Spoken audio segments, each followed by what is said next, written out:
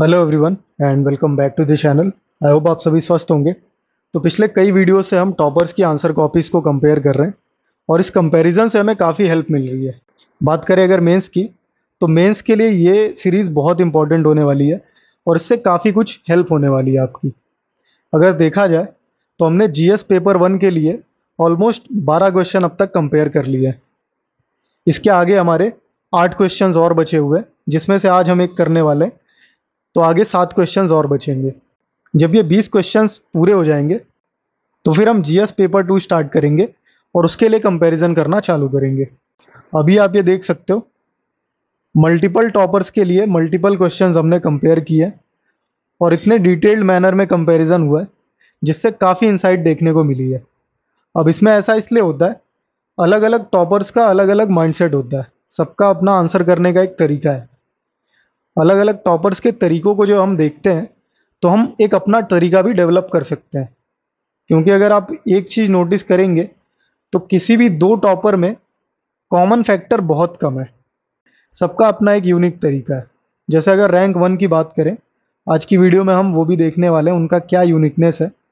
पिछली वीडियोस में भी हमने वो बहुत देखा है, इस वीडियो में भी हमें सेम पैटर्न देखने को मिलेगा, क्योंकि आज हम रैंक 1 और रैंक 12 की आंसर कॉपीज को कंपेयर करेंगे। रैंक 12 को हमने पहली बार इंट्रोड्यूस किया, इनकी कुछ बेसिक डिटेल्स देख लेते हैं। यह है रैंक 1 आदित्य श्रीवास्तव, यह है रैंक 12 अनिकेत शांडिल्य। बात करें इनके मार्क्स की, तो मार्क्स में मेजर डिफरेंस यहाँ पे आपको देखने को मिलेगा। टोटल मार्क्स में 50 मार्क्स के आसपास, 55-57 मार्क्स के आसपास डिफरेंस देखने को मिल रहा है। और मेजर डिफरेंस की बात करें तो यहाँ पे ऑप्शनल पेपर 2 में 20 मार्क्स का डिफरेंस है ऑलमोस्ट। और दूसरा अगर डिफरेंस देखें तो जीएस पेपर 4 में यहाँ पे 20 मार्क्स का डिफरेंस है। तो 20-20-40 मार्क्स यहाँ पे हो जा रहे हैं और यहाँ पे 17 मार्क्स का डिफरेंस है। तो मेजर डिफरेंस यहाँ पे देखने को ये 3 पार्ट्स में हमें मिला है, उसमें से एस्से, एथिक्स और ऑप्शनल पेपर 2। बाकी सारे उसी रेंज में हैं, थोड़े बहुत मार्क्स ऊपर नीचे हैं, बाकी सारा कुछ सेम है। कुछ और अगर बेसिक डिटेल्स दूं तो इन्होंने थर्ड अटेम्प्ट में रैंक 1 लाई है, वहीं पे इन्होंने फिफ्थ अटेम्प्ट में रैंक 12 लाई है। ये तो कुछ बेसिक डिटेल्स थी। अगर बात करें इस आंसर कॉपी की, तो विजन आईएएस की अभ्यास सीरीज होती है जिसमें वो मॉक टेस्ट कंडक्ट कराते हैं मेंस के लिए। और जब टॉपर्स उनको देते हैं और उनका लिस्ट में नाम आता है तो विजन आईएएस उन आंसर कॉपीज को अपनी वेबसाइट पे पब्लिश करते हैं।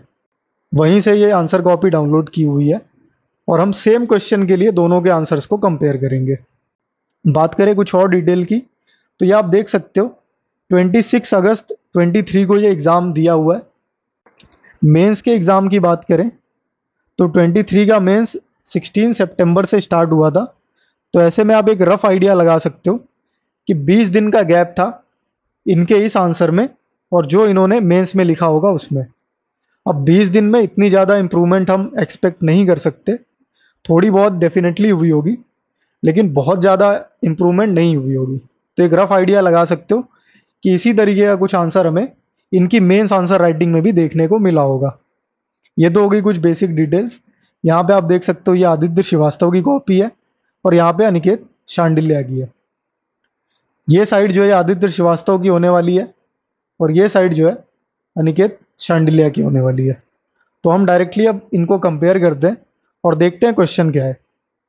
क्वेश्चन है, trace the evolution of the press in India, also discuss the instrumental impact it had during various stages of the Indian freedom struggle despite the repressive policies of British. अब question क्या है उसको समझ लेते हैं। Question के 3 parts हैं। यहाँ पे जो कलर कोडिंग आप देख रहे हो, कुछ पार्ट आपको रेड में दिखेगा, कुछ ग्रीन में दिखेगा और कुछ येलो में दिखेगा, और कुछ पार्ट जो है आपको ब्लू में दिखेगा और कुछ पार्ट आपको ग्रे में भी दिख सकता है अगर वो पॉइंट इररिलेवेंट है तो। अब यहाँ पे आप ये समझ सकते हो क्वेश्चन के 3 पार्ट हैं। पहला पार्ट है कि ये जो इवोल्यूशन है प्रेस का इंडिया के अंदर, उसको ट्रेस करना है, उसकी डिटेल देनी है। दूसरा पार्ट ये है कि ये जो इवोल्यूशन हुआ या फिर जो ये प्रेस का या फिर इंडिया के अंदर जो प्रेस था उसका इंस्ट्रूमेंटल इम्पैक्ट क्या था। इंस्ट्रूमेंटल इम्पैक्ट यानी कि उस इंस्ट्रूमेंट को किस तरीके से यूटिलाइज किया लोगों ने उतने टाइम, अगर बात करें तो फ्रीडम फाइटर्स ने। तो ये दूसरा पार्ट है ग्रीन में। फिर थर्ड पार्ट ये है कि इतने सारे स्टेजेस आने के बाद भी, क्योंकि इंडियन फ्रीडम स्ट्रगल में ऐसा नहीं है कि जो प्रेस है उसकी सिचुएशन एक जैसी हो, उसमें जो है काफ़ी चेंजेस देखने को मिले, वो अलग अलग स्टेजेस से गुजरा है। तो इतने स्टेजेस, इतने फेजेस आने के बाद भी, इतने स्ट्रगल के बाद भी उसने वो इम्पैक्ट कैसे छोड़ा, तो इसको इसी से रिलेट करके बताना है। अब क्वेश्चन समझ में आ गया, आंसर को देखते हैं किस तरीके से दोनों ने किया है। इन तरीके के क्वेश्चंस को आंसर करने का एक बेसिक स्ट्रक्चर होता है, जिसमें इंट्रो, फिर बॉडी और फिर कंक्लूजन। ये बेसिक स्ट्रक्चर होता है आंसर को करने का। तो पहला पार्ट इंट्रो देख सकते हो। इंट्रो हम जनरली उसी से करेंगे जो पहला पार्ट होता है, या फिर जो मेन थीम होती है क्वेश्चन की। मेन थीम यहाँ पे प्रेस है और उसमें भी इवोल्यूशन। तो प्रेस के इवोल्यूशन को हम यहाँ पे इंट्रोड्यूस करेंगे। इन्होंने क्या इंट्रोड्यूस किया रैंक वन ने? Evolution of the press in India began with the Bengal Gazette of James Augustus Hickey in 1785। यहाँ पे अगर देखें तो यहाँ पे कैसे इन्होंने इंट्रोड्यूस किया? Press is the harbinger of information, progress and justice in the society. Press in India started with James Augustus Hicky who published the Bengal gazette in 1784। अब यहाँ पे आप कहेंगे कि ये डेट्स तो अलग है, तो इनमें से या तो कोई एक गलत हो सकता है या दोनों ही गलत हो सकते हैं। अगर बात करें इस डेट की तो ये दोनों की ही इनकरेक्ट है। 1780s में ये पब्लिश हुआ था, 29 जनवरी 1780 को। तो ये करेक्ट डेट है इस डॉक्यूमेंट के पब्लिश होने की, या फिर इस पब्लिकेशन के शुरू होने की। तो इन दोनों ने ही तुक्का लगाया है यहाँ पे 1780s के आसपास की डेट देके। अब क्योंकि ये दोनों ही रेंज में है तो इसको इतना कंसिडर नहीं किया जाता। जो कन्फ्यूज़न आपका होता है ना कि डेट्स एकदम एक्यूरेट होनी चाहिए क्या, तो यहाँ पे आप देख सकते हो कि डेट्स एकदम एक्यूरेट अगर नहीं भी हैं तो भी काम चल जाता है। तो जेम्स अगस्टस हिकी से दोनों ने ही इंट्रोड्यूस किया बंगाल गजेट से। ये वाला पार्ट यहाँ पे आप देख सकते हो, इसको हम ग्रे आउट कर सकते हैं क्योंकि ये अननेसेसरी है। इंट्रोडक्शन हम जितना शॉर्ट रखते हैं उतना बेहतर होता है, जैसा कि यहाँ रैंक वन ने रखा है। अगर ये भी यहाँ से लेके यहाँ तक रखते तो और बेहतर होता। ये पार्ट जो है वो इररिलेवेंट है। फिर और नीचे आते हैं तो पहला पार्ट इन्होंने एड्रेस किया, और यहाँ पे भी पहला पार्ट इन्होंने एड्रेस किया, इवोल्यूशन ऑफ प्रेस। यहाँ पे टाइमलाइन दिखाते हैं। टाइमलाइन में ये कितने इवेंट्स दिखा रहे हैं? 1 2 3 4 5 6 7, 7 इवेंट्स की टाइमलाइन ये दिखा रहे हैं कि पहले तो पोर्तुगीज़ में प्रेस चालू हुआ, फ्रेंच और पोर्तुगीज़ में 17th सेंचुरी में।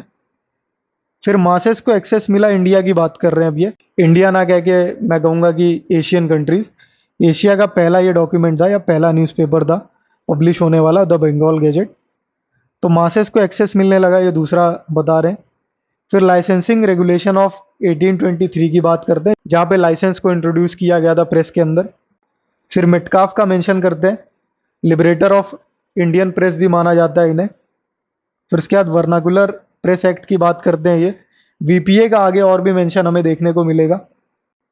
फिर उसके बाद यहाँ पे वीपीए की बात कर रहे हैं कि कैसे उसको रिपील करने की डिमांड हुई।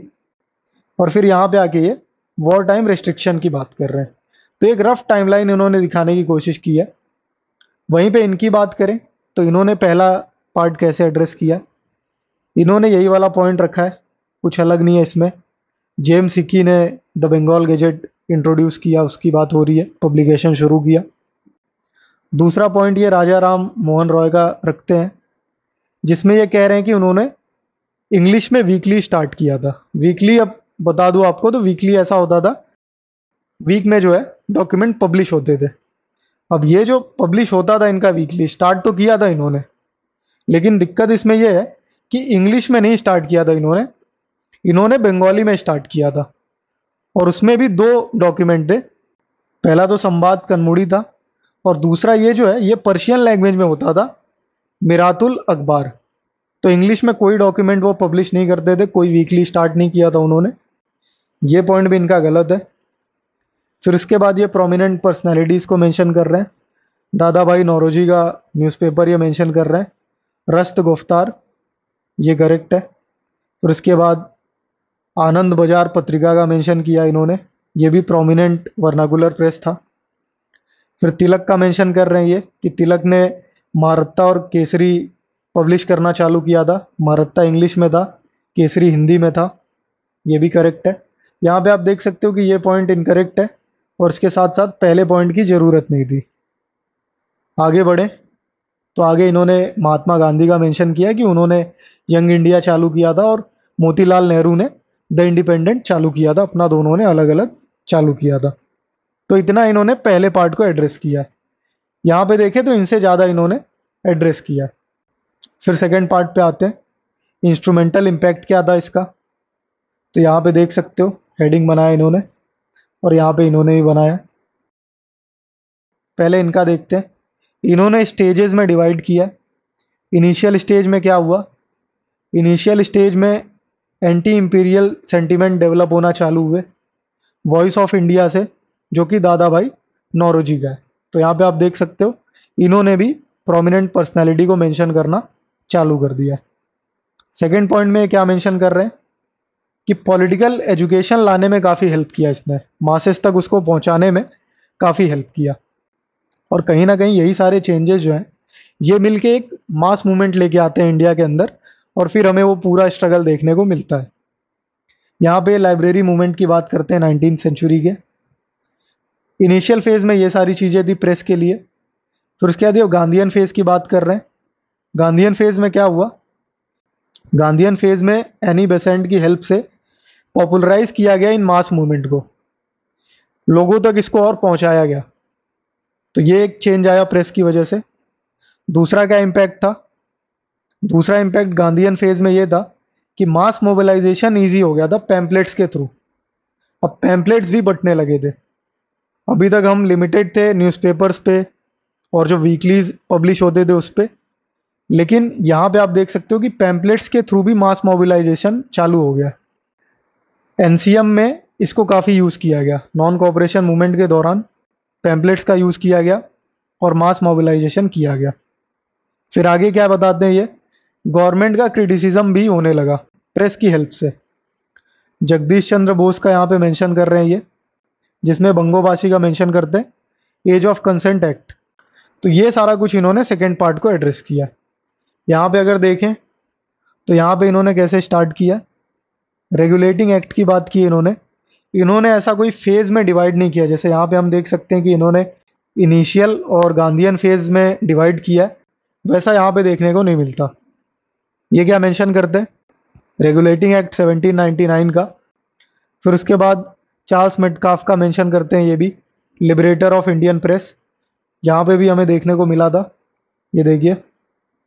तो इसके बाद थर्ड पॉइंट ये मेंशन करते हैं कि प्रेस ने क्या कंट्रीब्यूशन दिया, एक कॉमन नेशनल फीलिंग डेवलप की है लोगों के अंदर, जैसा कि यहाँ पे हम देख सकते थे, पॉलिटिकल एजुकेशन लाया है लोगों के अंदर। या फिर ये वाला point, anti imperial sentiment develop किया लोगों के अंदर, ये सिमिलर पॉइंट है। ये सिमिलर पॉइंट इन्हीं चीज़ों को बता रहा है। यहाँ पे अगर देखें तो डिटेल्स ज़्यादा दिख रही हैं इसके कंपैरिजन में। फिर उसके बाद क्या है, आनंद मोहन बोस का मेंशन करते हैं ये कि इनको जेल में डाल दिया गया था ब्रिटिश के अगेंस्ट लिखने के लिए। तो ये सारी चीज़ें हो रही थी उतने टाइम, ये भी उस फेस को दिखाने की कोशिश कर रहे हैं। तिलक को भी फेस करना पड़ा था सेडिशन चार्जेस, ये भी मेंशन किया इन्होंने। तो ये सारे जो है मूवमेंट्स चल रहे थे। फिर आगे क्या बताया इन्होंने, लॉर्ड लिडन का वर्नाकुलर प्रेस एक्ट आया। अब यहाँ पे भी इन्होंने डेट को सही से दिखाया नहीं है, या तो इसको ये नहीं बता दे तो भी ठीक था, क्योंकि ये डेट गलत है। यहाँ पे पहली बात तो क्लियर कुछ दिख नहीं रहा है, और क्लियर अगर दिख भी रहा है तो 1987 के आसपास कुछ डेट आ रही है, जो कि गलत है। इसने काफ़ी दिक्कत दी इंडियन जर्नलिज्म को, वीपीए ने बहुत दिक्कत दी, इसका मेंशन किया इन्होंने। फिर इसके बाद ये मेंशन कर रहे हैं कि इंडियन प्रेस जो है उसने एक इम्पॉर्टेंट रोल प्ले किया है स्वदेशी और बॉयकॉट मूवमेंट में। आगे ये मेंशन कर रहे हैं कि फंक्शनल रोल में भी काफ़ी इम्पोर्टेंट था ये मोबिलाइजेशन करने में ड्यूरिंग सीडीएम। अब देखिए यहाँ पे इन्होंने एनसीएम का मेंशन किया है कि इसमें मास मोबिलाइजेशन हो रहा था, और यहाँ पे इन्होंने सिविल डिसोबीडियंस मूवमेंट का मेंशन किया कि इसके टाइम पे मास मोबिलाइजेशन हो रहा था प्रेस के थ्रू। दोनों ही सिमिलर टाइम फेज में हैं, आसपास ही हैं। तो यहाँ पे आप देख सकते हो कि कैसे पॉइंट्स में अलग डिटेल्स हैं लेकिन पॉइंट का मतलब सेम है। फिर यहाँ पे फाइनली इन्होंने कंक्लूड किया। कंक्लूजन भी इन्होंने काफ़ी बड़ा लिखा है लेकिन उतना रिलेवेंट नहीं है, इसको हम जब इनके साथ कंपेयर करेंगे तब देखेंगे। तो यहाँ पे आप देख सकते हो कि इन्होंने ये वाला पार्ट भी एड्रेस कर दिया और इनका आंसर जो है वो कंप्लीट हो चुका है। वहीं पे बात करें इनकी रैंक वन की। अब रैंक वन की ये चीज़ बहुत अच्छी लगती है मुझे, ये इनका एक यूनिक फीचर है। ये क्या करते हैं कि पहले डिटेल्स देंगे, डिटेल्स देने के बाद 4-5 पॉइंट इन्होंने दे दिए, 5 पॉइंट यहाँ पे दे दिए इन्होंने। अब उसके बाद यहाँ पे ये मेंशन करेंगे कि ठीक है ये बातें तो थी लेकिन हाउएवर इसके साथ साथ ये चैलेंजेस भी फेस करने पड़ रहे थे। तो यहाँ पे अब ये मेंशन करते हैं कि 1823 का रेगुलेशन जो है उसने इसको बहुत दिक्कत दी। जो लाइसेंस की बात कर रहा था यहाँ पे मैं, लाइसेंसिंग रेगुलेशन की, वो यहाँ पे मेंशन किया इन्होंने। 1878 का वर्नाकुलर प्रेस एक्ट जो है उसने गैगिंग एक्ट की तरह काम किया, उसने गला दबाने का काम किया इंडियन प्रेस का। सेडिशन लॉ की बात कर रहे हैं, जगदीश चंद्र बोस और तिलक का मेंशन कर रहे हैं, जो कि यहाँ पे हमें देखने को मिला था। ये तिलक और आनंद मोहन बोस, यहाँ पे इन्होंने जगदीश चंद्र बोस और तिलक का मेंशन किया। फिर उसके बाद ये वीपीए की बात करते हैं और इतना होने के बाद ये एक और पॉइंट डालते हैं कि ठीक है ये हो रहा था, हाउएवर जो नेशनलिस्ट थे वो अपने गोल्स पे डिटरमाइंड थे, उनका डिटर्मिनेशन थोड़ा भी हिला नहीं। तो वो ये मेंशन कर रहे हैं कि चेंज किया उन्होंने अपनी लैंग्वेज को। अब वो इंग्लिश में इन सारी चीज़ों को लाने लगे वीपीए को अवॉइड करने के लिए। यहाँ पे ये मेंशन कर रहे हैं अमृत बाजार पत्रिका का। फिर उसके बाद का पॉइंट देखें तो एजिटेशंस फॉर लिबर्टी की बात कर रहे हैं, जिसमें ये इंडियन नेशनल एसोसिएशन की बात कर रहे हैं कि कैसे वीपीए को रिपील करने की डिमांड की गई। फिर उसके बाद देखा जाए तो use of press as source of public empowerment, public को कनेक्ट करने का, मास मोबिलाइजेशन करने का, लोगों को जोड़ने का, नेशनल फीलिंग लाने का, ये सारा काम इन्होंने प्रेस के थ्रू करना चालू कर दिया। तो अब ये देख सकते हो आप कि इनका आंसर ज़्यादा बेटर है। सारे एरियाज़ को इन्होंने अच्छे से एड्रेस किया, पहले पार्ट को थोड़ा सा वीक एड्रेस किया इन्होंने, लेकिन वो सारा कुछ यहाँ पे आके कंपनसेट हो जाता है क्योंकि ये पूरा आंसर ही हमें दिखा रहा है कि कैसे इवोल्यूशन हो रहा है प्रेस का इंडिया के अंदर। ये पूरा फेज दिखा रहा है कि इनिशियल में ये था, गांधीयन में ये था, फिर उसके बाद ठीक है ये सारी चीज़ें थी, लेकिन उसके बाद ये भी तो हो रहा था रिप्रेशन में कैसे चेंजेस आ रहे थे। तो यहाँ पे वो सारा कुछ देखने को मिला। तो इनका जो आंसर करने का तरीका है वो इनसे बढ़िया है। तो ये आइडिया लगा सकते हो आप। और फाइनली इन्होंने भी कंक्लूड किया। अब कंक्लूजन को देख लेते हैं। इनका कंक्लूजन है all this still holds true as recent repeal of sedition in new criminal laws has been done for press freedom. अब इन्होंने कंक्लूजन भी अच्छा दिया है इनके कंपैरिजन में, मैं पढ़ के बता देता हूँ ऐसा क्यों है। इनका कंक्लूजन है the press remained a monumental medium for admiring the cause of freedom struggle. Most prominent figures were associated with this medium and hence its positive roles is unparalleled।